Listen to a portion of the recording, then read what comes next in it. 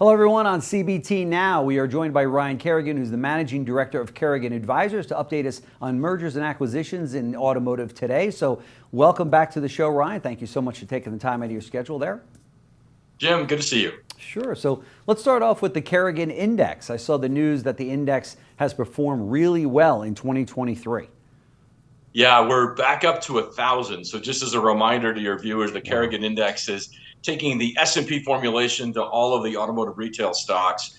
We track it daily, we track it monthly, and it has zipped up. And so the index is up 37% year to date. Wow. That's against the S&P, about 15.9%. So hugely outperforming the other stocks. And just remarkable. I mean, defying the trends, right? Because we think we're going into a slowing environment. We know interest rates are up dramatically. This is supposed to really impact automotive retail negatively. And here we've got the Kerrigan Index at over 1,000. Unbelievable. So which publics are trading at the all-time record levels? Yeah, so we've actually in late June, at the end of June, when we cut off the kind of the data feed, Penske, AutoNation, and Group 1 were all trading at all-time highs. Okay. Wow. Wow. Are the publics getting more active given strong stock prices now? They are. So 2020 and 2021, very active. 2022, much less so. They actually bought as many stores as they sold. So in 2022, the publics bought 66 stores. They sold 66 stores. So a net of 0 ads.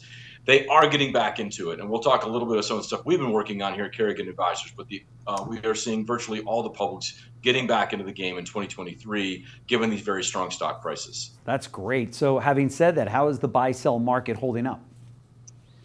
It's been a barn burner. I mean, we were up 43% in the first quarter of this year in terms of number of transactions. So 2022, very active year, up 43% in 2023 on a year-over-year basis. So 2023 is going to be another very, very big year. If you look at the trailing 12 months, we were at over 400 transactions in the industry. So we continue to sort of set record after record in terms of buy-sell activity. Yeah. What is driving such a strong buyer demand in 2023? You know, buyers are all in. Let me restate that. Dealers are all in. Dealers are confident. Dealers, if you look at, for example, polling that we do, polling that Cox does, for example, dealers are quite bullish. They remain very committed to the business model, notwithstanding all the questions of change that we talk about year after year. They've got a tremendous amount of cash, and they'd rather deploy that cash into this model, into automotive retail, versus other alternatives. We all know our stock portfolios are down. Our bond portfolios have been down the last number of years. Dealers find the more they continue to invest in dealerships, the more money they make. So they're very bullish on the model. That's great. That's great. What kind of an impact have these interest rates had on the buy-sell market? You know, interestingly, and I'm kind of shocked to share this here in 2023, but very little. Wow. On the bigger transactions, we work on the bigger stuff. We are not having conversation with buyers about interest rates impacting pricing, interest rates impacting financing, or the feasibility of deals. I will say anecdotally, on smaller projects where you're doing more project-based financing, there I think you are seeing some impact. We're not seeing as much directly at Kerrigan Advisors, but we do hear anecdotally that that's going on. But I'd say in, perhaps that sort of under $25 million category, probably seeing some headwinds. But in the stuff that we're working on, typically $50 million to $500 million projects, it's just not a driver right now. Right. Not even an issue. So are dealers continuing to make record profits? I mean, obviously we saw that, in the last few years, but then there were some headwinds. Cars are filling back up on the lots. We're seeing some gross profits come down. Where does that stand?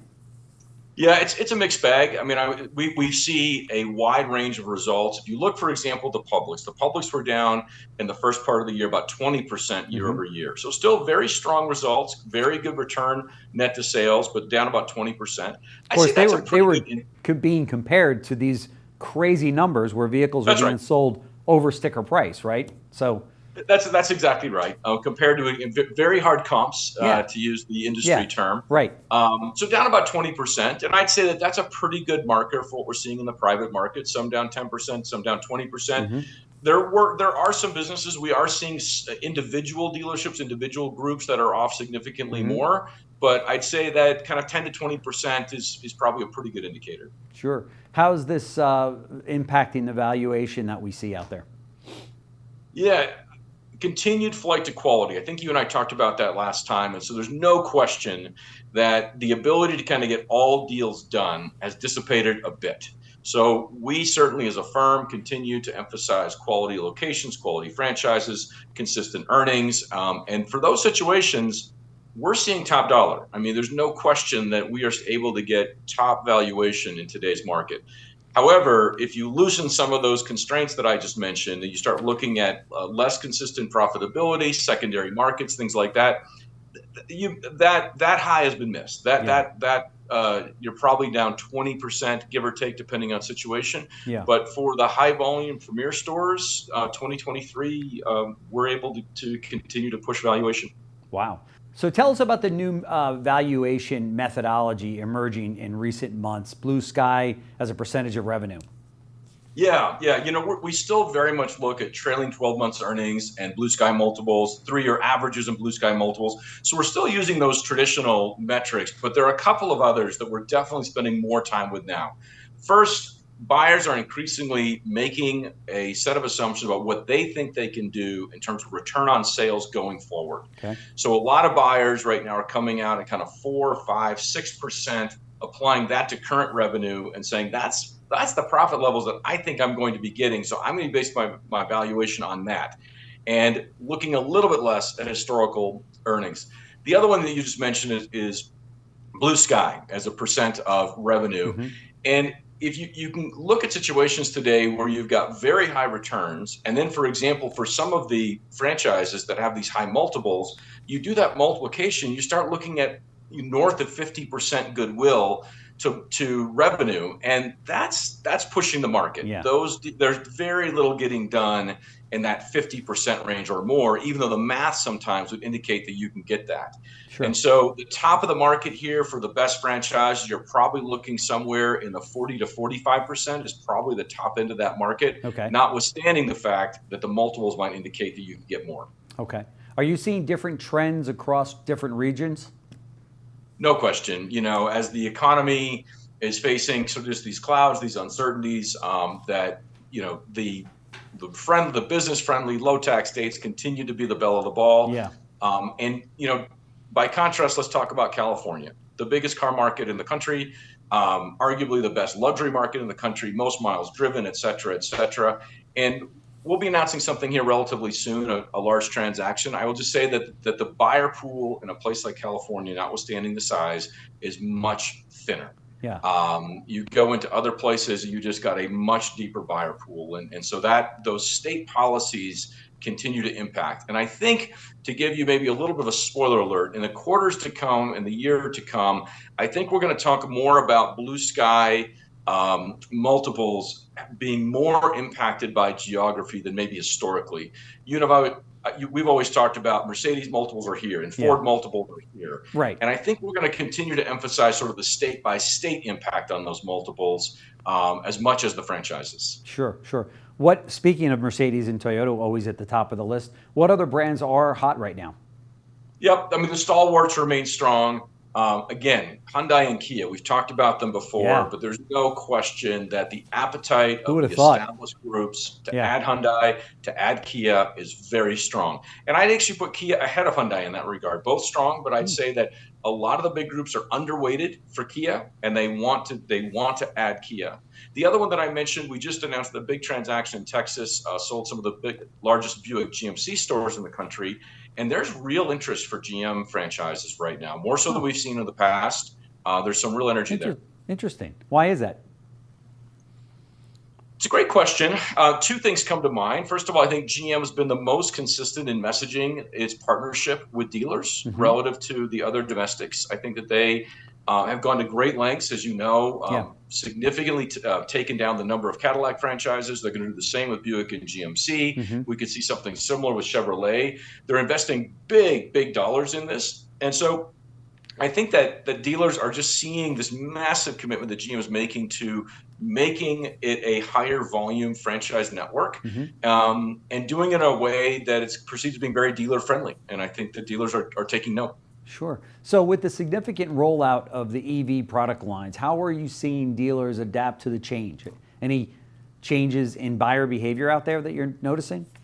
Yeah, it's so interesting, and again, there's not a lot there. I mean, given the big EV rollouts scheduled for 2023, you would have thought that we'd be in the middle of a changed business model, looking at new types of margins, new ways of operating the service lanes, and we're not there yet. And the Yeah. naysayers, of course, are chuckling because we've been talking about this for decades, and so yeah, it really has not materialized in a big way. Maybe now 2024 is the year where we start to really see the impact of EV sales on margins, on operations, on fixed operations, et cetera. But for most parts of the country, 2023 is not going to be that watershed year that we thought that it was. Gotcha. What are the big things that we should be thinking about as we enter the second half of 2023? Yeah. Well, interest rates, always a massive driver for the economy, and certainly we're a very interest rate sensitive industry. Interestingly, here we talked about interest rates have not really had a big impact on consumer spend. They've not had a big impact on the buy-sell activity. And, the conventional wisdom is that we could actually be in a loosening situation before the end of the year. So perhaps, we actually are able to go through this very significant hikes of interest rates and not really see that impact, not see that downturn, and then maybe get back into a loosening scenario. So that'd be pretty interesting. So we all have to watch interest rates. That's right. Mention the EV phenomenon. I'd say let's sort of maybe recalibrate on the EV rollout that we thought was going to happen in 2023 in a significant way, and probably push that into 2024. But the one thing I will say on the EVs is that if you look, for example, in the Bay Area is one of the few places in the country that's leading the charge. I think I saw a statistic that the first part of this year, they were up to like 35-40% registrations of EVs in the San Francisco area. So that's worth watching. And there's probably some conversations we had with Bay Area dealers when they start pumping out those kinds of volume. And that'll be, a nice canary in the mine as to where the industry may be heading. Sure. Now, Kerrigan Advisors has been quite active in the last few months. Tell us about your recent transactions. Yeah, happy to. So again, always working nationally. So I'll maybe kind of start east and work a little bit to the west, but sold a high volume Chevrolet store in South Florida recently. That came with a lot of interest, very, very strong valuation. Announced transactions in Virginia, as well as, again, large domestic stores in Texas, some of the largest Buick GMC stores in Texas, as well as some activity in California, and then we're close to announcing a couple of other things in California as well. So continue to work across the country and seeing, again, really, really strong valuations on behalf of our clients. That's great. Did you want to make any big announcements here at CBT News just to kind of get a jump on?